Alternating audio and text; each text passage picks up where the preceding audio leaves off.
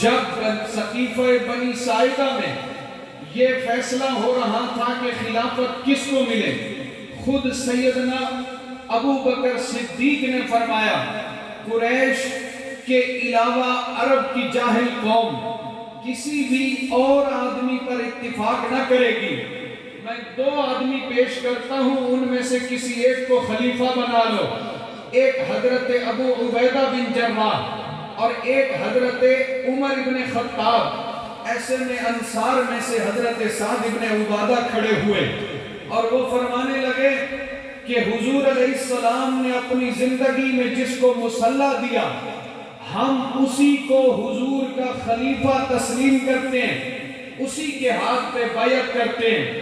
تمام صحابہ نے بالاتفاق صدیق اکبر کے ہاتھ پہ بیعت کی۔ ہمارے مرشد حضرت مفتی حسن صاحب دامت برکاتہم فرماتے ہیں یہ فتنوں کا دور ہے، فتنوں کا سیلاب آیا ہوا ہے، اور دیکھیں تو ہر نئے دن کے ساتھ نیا فتنہ سر اٹھاتا ہے۔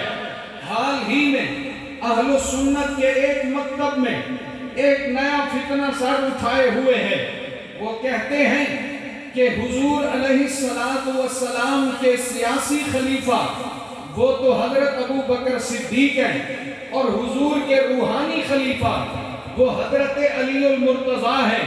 اس وجہ سے وہ کہتے ہیں علی کا بھی پہلا نمبر ہے، لیکن یہ فیصلہ اور یہ عنوان اور یہ پیغام اور یہ نظریہ اور عقیدہ آج سے 2-4 سال پہلے، اس سے پہلے 1400 سالوں میں کسی کا نہیں رہا۔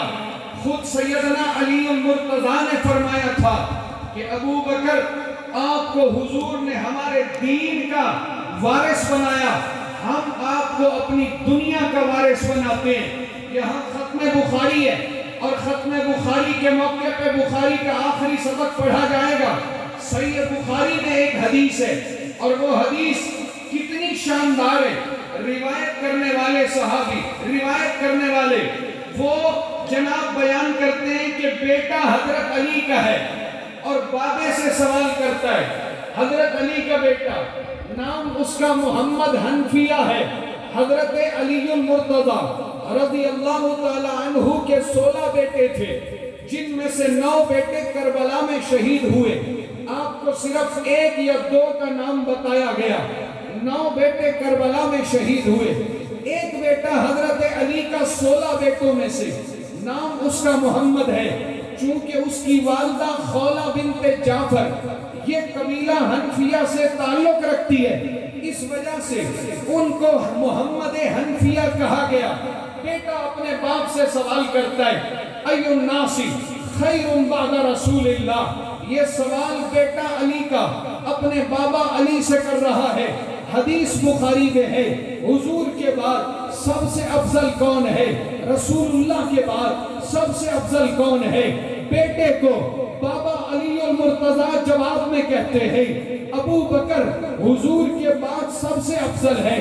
پھر بیٹے نے پوچھا ثم من، پھر اس کے بعد کون افضل ہے؟ فرمایا پھر اس کے بعد عمر افضل ہے۔ پھر بیٹا کہتا ہے کہ مجھے لگا میرا بابا نام عثمان کا لے لے گا 3رے نمبر پہ، تو میں نے خود کہہ دیا کہ 3را نمبر تو آپ کا ہے۔ تو بابا علی المرتضیٰ نے کہا ما انا الا رجل مسلم، الفاظ دیکھیے، علی المرتضیٰ کی عظمت پہ قربان جائیے۔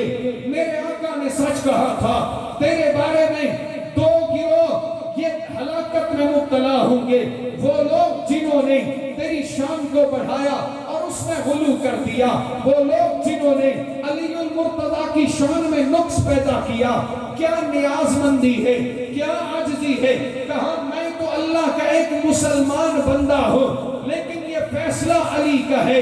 میں کہتا ہوں دنیا کے ہر سچے ولی کا فیصلہ بھی یہی ہے، علی المرتضیٰ کا فیصلہ بھی یہی ہے، علی کے بیٹے کا فیصلہ بھی یہی ہے، نبی کے صحابہ کا فیصلہ بھی یہی ہے، سقیفہ بنی ساعدہ کا فیصلہ بھی یہی ہے، صحابہ کا اجماع بھی اسی پر ہوا ہے کہ ابو بکر صدیق افضل البشر بعد الانبیاء بالتحقیق میرے آقا علیہ السلام کا پہلا خلیفہ ہے، آدم سے لے کر عیسیٰ تک، پھر اس کے بعد قیامت تک نبیوں کے بعد جتنی امتیں گزری، جتنے انسان گزرے، جتنے ولی گزرے، جتنے غوث گزرے، جتنے کتب گزرے، جتنے ابدال گزرے، پوری کائنات کے سارے انسانوں میں سب سے افضل ابو بکر صدیق ہے۔